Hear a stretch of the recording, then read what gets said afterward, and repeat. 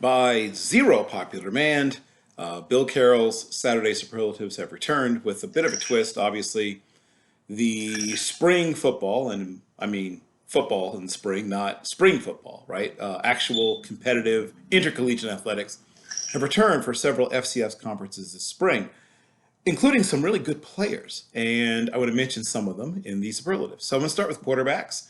And Sam Houston State always has quarterbacks that put up crazy numbers. And falling right into that is Eric Schmid comes out of the box. Actually, I guess it's their second game, but had 428 yards with an added 88 yards rushing, 2 touchdowns, and went 25 of 40. Just what didn't he do? If he continues on this track, I guess they're going to still give out things like the Walter Payton Award. If so, he's announced himself as a possible contender. Next is Bronson Barron from Weber State.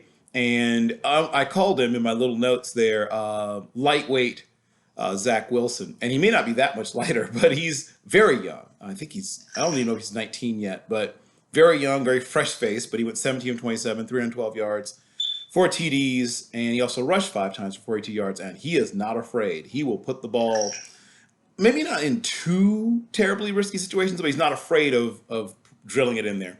And next, the guy who was more of a dual threat, though he did pass for 309 yards early in the season, is Mark Gronowski. And Gronowski, once again, is a guy that can move around a bit. Went 12 of 19 in passing, 178 yards. Also had 4 carries for 120 yards. So that means he can scoot. 2 touchdowns rushing, 2 touchdowns passing. So once again, a name to remember. The Big Sky has some fun players. And moving on, and this is a guy that we've been watching. It seems like he's been in school forever.